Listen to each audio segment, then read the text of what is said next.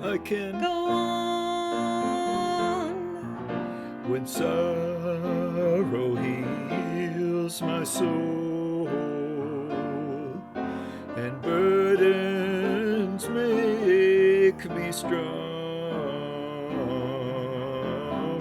though troubles wait at every turn, I know I can go on. My sister in my heart, my brother in my song, though troubles wait at every turn, I know I can go on. And though the journey is long, the destination is near. Though troubles wait at every turn, I know I can go on. So brothers, take my hand, and sisters, sing my song. When hope awaits at every turn, I know we will go on.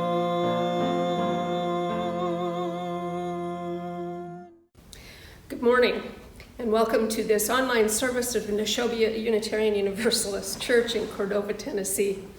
I am the Reverend Beth Lefever, pleased and privileged to serve as the minister of this congregation, and I am so very glad that you have joined us for this morning's worship. Our opening words are by Black Elk, 1863 to 1950, Lakota medicine man and Catholic teacher who has now been promoted to sainthood in the Catholic Church.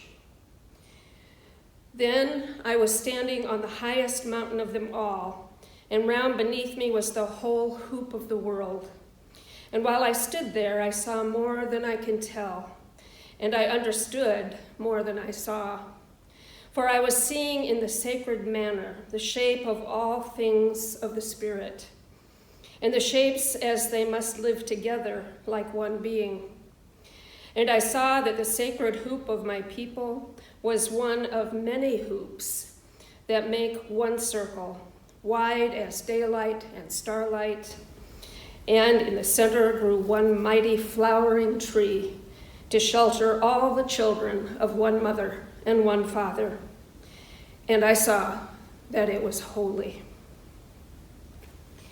In this spirit, let us be together in worship. And now our board chair, Chrysti Hogan, will light our chalice.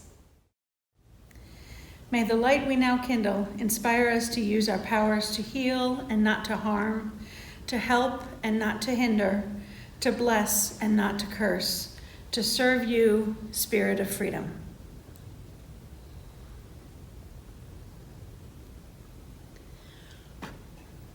And if you will join me in the words for the affirmation of covenant, they're printed on the screen.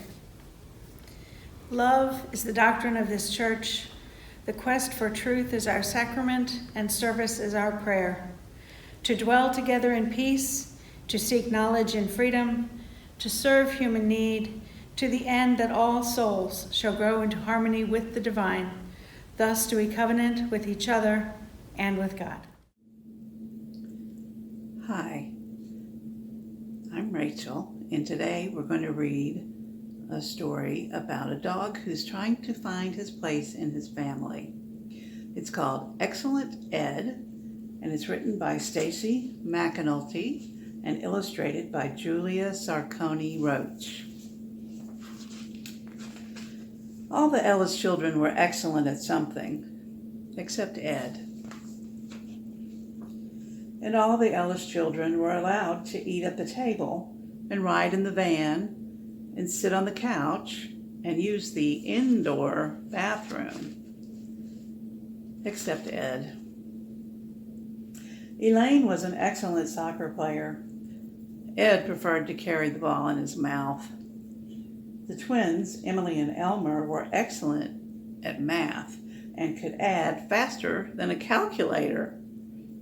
Ed could only count to 4. 1, 2, 3, 4. Edith was an excellent ballerina and could twirl on her toes. Ed could twirl too, but it wasn't the same. Ernie baked excellent cupcakes. Ed agreed. Maybe if I was excellent, like Elaine, Emily, Elmer, Edith, and Ernie, then I could eat at the table, ride in the van, and sit on the couch and use the indoor bathroom, Ed thought. But what was Ed excellent at? Then he got it. Breaking stuff. I'm definitely excellent at breaking stuff. Ed thought that should earn him a place at the Ellis family table. But before he could jump onto a chair, Elaine zoomed into the kitchen and yelled, "I broke the record for the most soccer goals in one season." Elaine was better at breaking stuff than Ed. I must be excellent at something else, Ed thought. Then he got it. Losing stuff. Just last week, he lost himself when he wandered out of the backyard. I'm definitely excellent at losing stuff, Ed thought. Ed thought that earned him a ride in the van. But just as he was about to jump in, Elmer shouted, "I lost a tooth!" "Me too," said Emily. Elmer and Emily were better at losing stuff than Ed. I must be excellent at something, Ed thought. Better than Elaine, Emily, Elmer, Edith, and Ernie. But what? Forgetting stuff. He always forgot to wipe his paws, and he forgot that he shouldn't water the rose bushes, and he always seemed to forget that he had just eaten. "Ed, you just ate," Dad said. I'm definitely excellent at forgetting stuff, Ed thought. He was sure that earned him a nap on the couch. But then Edith made an announcement. "I'm the new lead ballerina." When I auditioned, I just forgot to be nervous and I danced my best ever. Ed whimpered. He wasn't even the best forgetter. Maybe I'm not excellent enough to be part of the Ellis family. Just then, Ernie dropped half of his peanut butter sandwich. Ed gobbled it up. "Wow, Ed, you are excellent at cleaning the floor," Ernie said.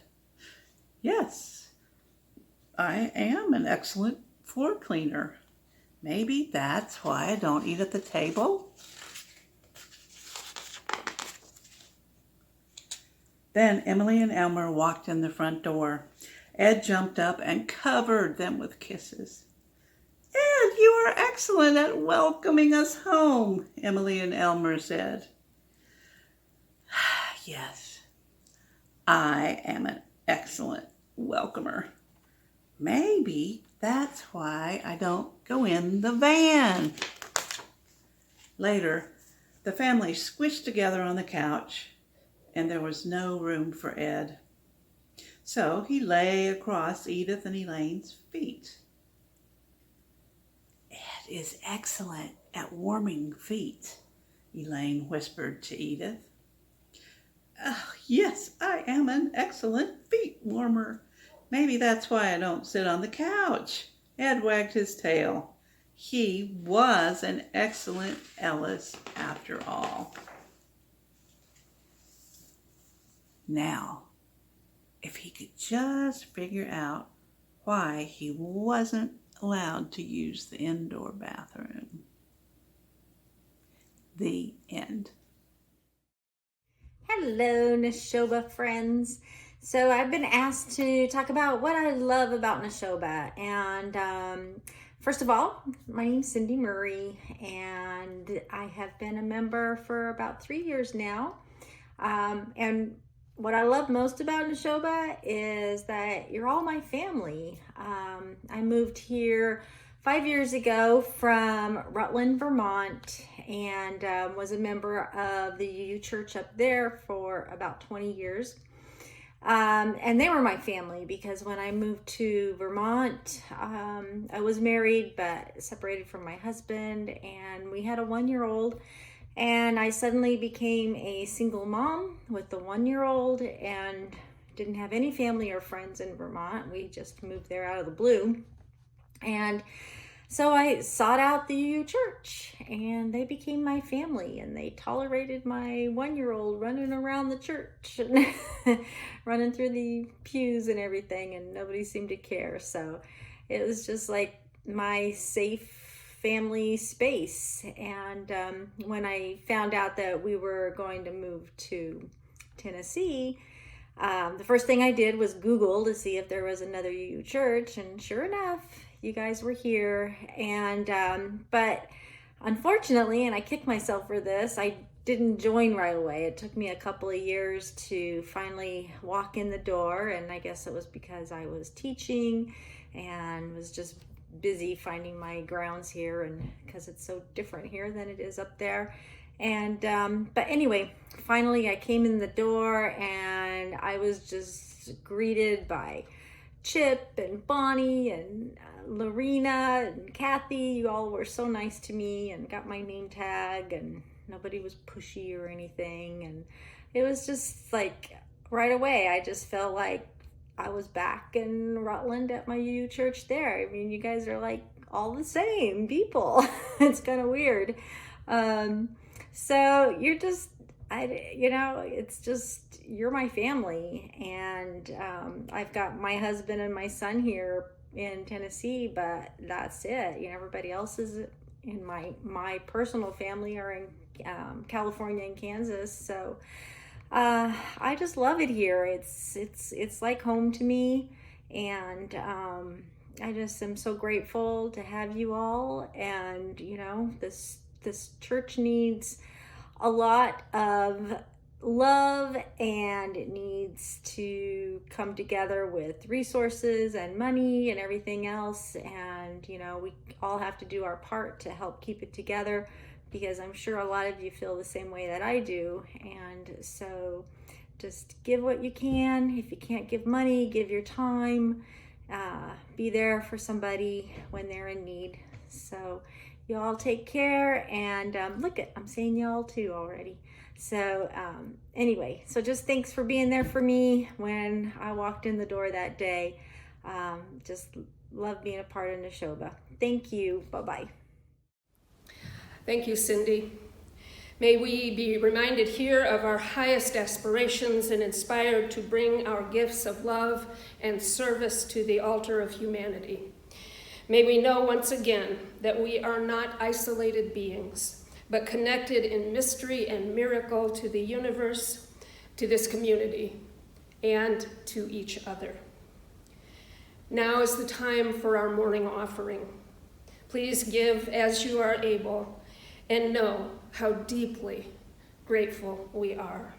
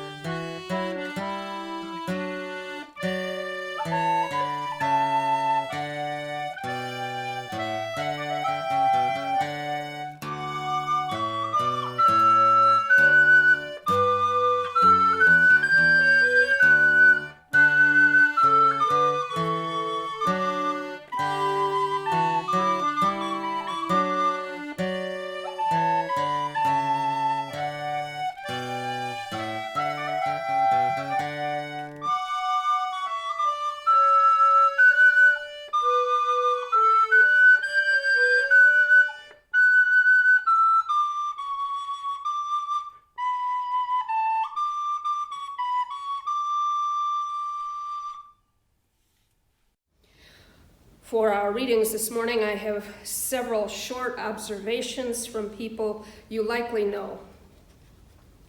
From Ralph Waldo Emerson, adapted. The lover of nature is he whose inward and outward sense are still truly adjusted to each other, who has retained the spirit of infancy even into the era of adulthood. His intercourse with heaven and earth become part of his daily food. In the presence of nature, a wild delight runs through the human being, in spite of real sorrow. From John F. Kennedy. I really don't know why it is that all of us are so committed to the sea, except I think it is because, in addition to the fact that the sea changes and the light changes and ships change, it's because we all came from the sea. And it is an interesting biological fact that all of us have in our veins the exact same percentage of salt in our blood that exists in the ocean. And therefore, we have salt in our blood, in our sweat, and in our tears. We are tied to the ocean. And when we go back to the sea, whether it is to sail it or to watch it, we are going back to whence we have come. From John Muir, 19th century Scottish-American naturalist, author, and environmental philosopher. This grand show is eternal. It is always sunrise somewhere. The dew is never all dried at once. A shower is forever falling, vapor is ever rising. Eternal sunrise, eternal sunset, eternal dawn and gloaming on sea and continents and islands, each in its turn as the round earth rolls. From the late singer, actress, and animal welfare activist, Doris Day. I have found that when you are deeply troubled, there are things you get from the silent the silent devoted companionship of a dog that you can get from no other source. And finally, from 19th century Russian novelist Fyodor Dostoyevsky. Generally speaking, our prisoners were capable of loving animals. And if they had been allowed, they would have delighted to rear large numbers of domestic animals and birds in the prison.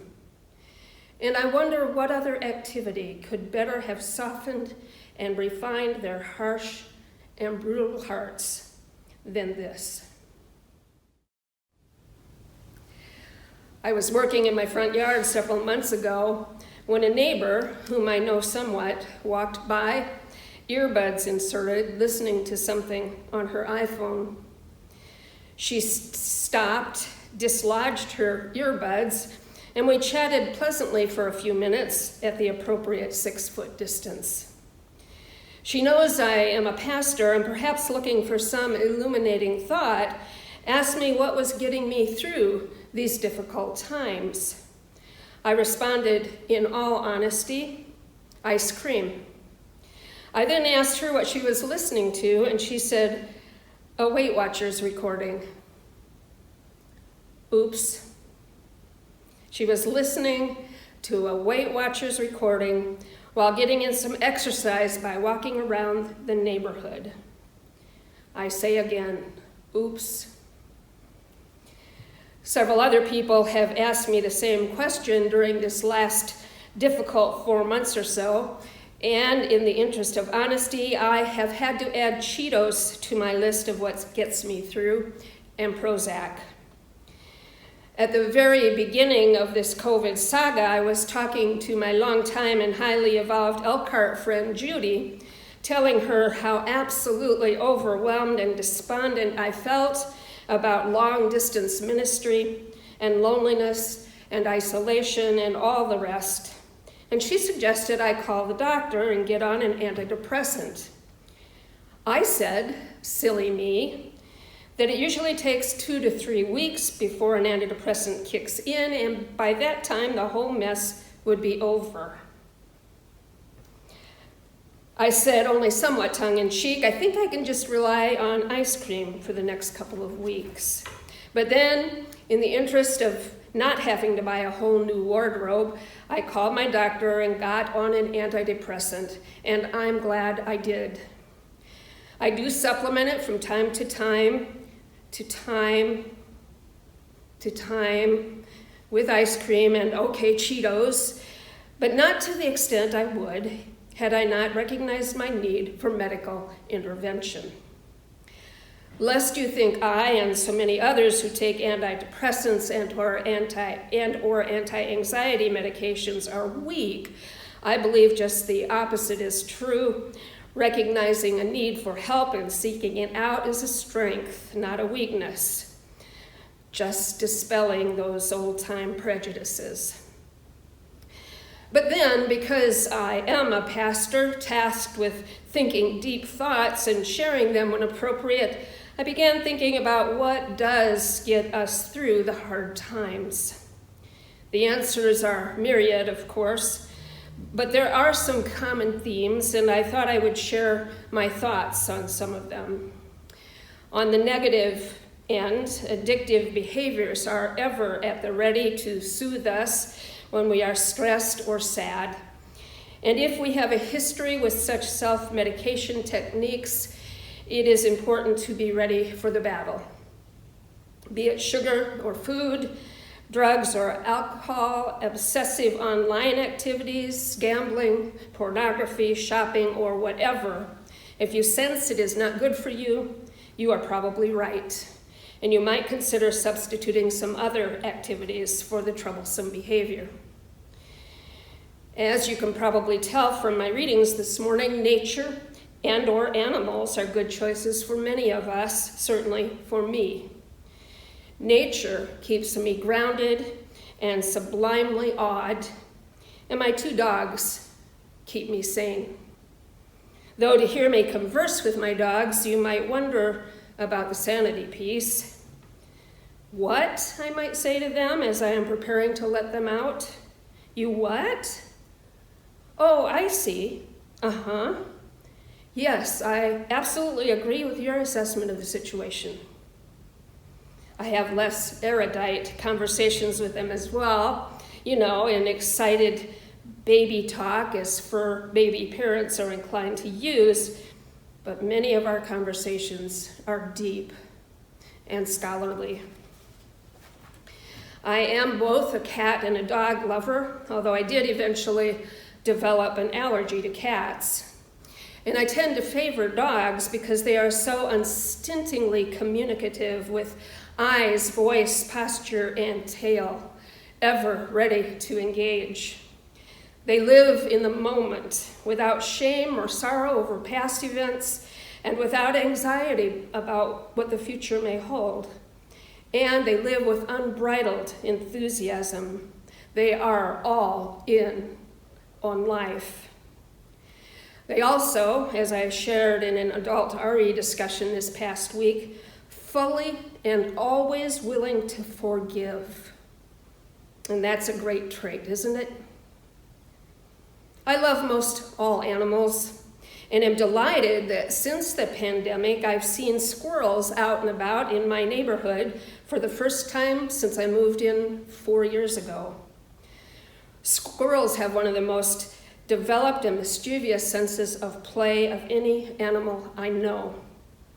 We had several large trees in our backyard in Elkhart, and the squirrels would leap and dance from bough to branch, joyously chasing each other, and then running down the trunk to just outside the reach of our dogs, tormenting them with great glee. The dogs took it with good nature, and it was so much fun to watch. And then there are the unspeakably beautiful and shy deer that we occasionally get a glimpse of. They sometimes make an appearance on our property here at Neshoba, and when I spot them, I feel blessed to stop everything and watch them until they dart off into the trees. And then there are the trees themselves, animals and nature, calming, healing, transcendent. Many people, of course, turn to God to get them through the hard times. For some, this God is very specific and very personal.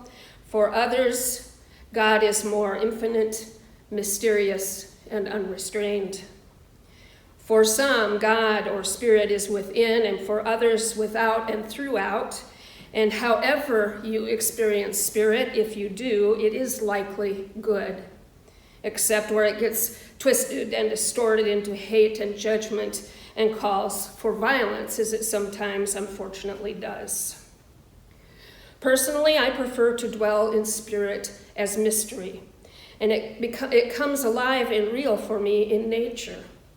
The tree, rooted deeply in the ground and watching over the foibles of people and creatures for decades and longer. The moon, so grand and mysterious in the dark night sky, and I know I speak of these things often. But for me, to step outside and gaze up at the moon is to put all that which troubles me in at least a little perspective. Sometimes it is as if there is just the moon and me, and all the rest of the world recedes into background. I am fortunate that my yard affords me a clear view of the skies, sunsets, and I am told there is a sunrise sometime earlier in the day, clouds and occasionally rainbows and stars and the moon, so fortunate. And the birds, and the insect symphonies at night, and fireflies. I have taken to calling Neshoba the Church of the Meadow of late, and though I love bodies of water, love the mighty Mississippi, and appreciate the view of the river from our sister church, the Church of the River, I couldn't be happier with our green and glorious setting here in the meadow, where nature abides resplendent. Contented sigh. Okay, so what else gets us through? There is so much that works for people in different ways and at different times.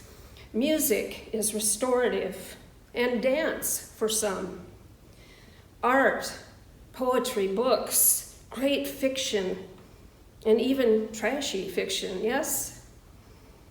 Friends and family, even if you can only connect via Zoom or FaceTime or that old-fashioned thing, the telephone, these are all important. And work, meaningful work, paid or volunteer. My ministry here at Neshoba, for which I am so very grateful, is nourishing and rejuvenating for me, even though it sometimes is exhausting, frustrating, and overwhelming. More often, it is moving and salutary, and I am humbled and grateful to be blessed with such work. Helping others, working for a cause in which you believe, service. These are all things that can help us get through the hard times. And then there are spiritual practices, many. Meditating, becoming quiet and deliberately relaxing the body for a few minutes here and there throughout the day, that can help. Lighting a chalice for those in our tradition for a few minutes each day is a good practice. It reminds us who we are and what we are about, and that we are connected with our own church family and with large numbers of others of our faith tradition who also believe in the things that we believe that service is our prayer. Yes, that is a very good practice for a lot of us. And I would be remiss if I did not say this: creating a good fantasy life can be useful. Some of you may know James Thurber's short story, The Secret Life of Walter Mitty. When I was very young, I saw a replay of the original movie based on that story and starring Danny Kaye as Walter Mitty. I remember liking it for whatever odd reason, though I don't think fantasy was much a part of my life back then. I recently saw the remake with Ben Stiller in the main role, and I didn't like it at all. Don't know why. But the whole idea of creating a fantasy for oneself is intriguing. There is a saying I like, which is this: I've given up the search for truth and now am looking for a good fantasy. While one doesn't exclude the other, it is amusing, and I like being amused. Amusement, comedy, and laughter are other very good tools for getting through. So our creativity and imagination, in whatever positive ways we might use them, whether imagining the freedom of a bird in flight or the thoughts tumbling around in the minds of our pets, or the imaginary persona we could mentally embrace to take on a challenge, or the words we might put together to create a poem or describe the moon or make a joke. These are all really good tools for getting through the hard times. It is also good to always remember that this too shall pass, and that all shall be well. May it be so, and amen. And now let us move into a time of meditation, reflection, and prayer using the words of Tagore. Let us become quiet, breathing deeply and comfortably, and listening. The same stream of life that runs through my veins night and day runs through the world and dances in rhythmic measures. It is the same life that shoots in joy through the dust of the earth in numberless blades of grass and breaks into tumultuous waves of leaves and flowers. It is the same life that is rocked in the ocean cradle of birth and death, in ebb and in flow. I feel my limbs are made glorious by the touch of this world of life, and my pride is from the life throb of ages dancing in my blood this moment.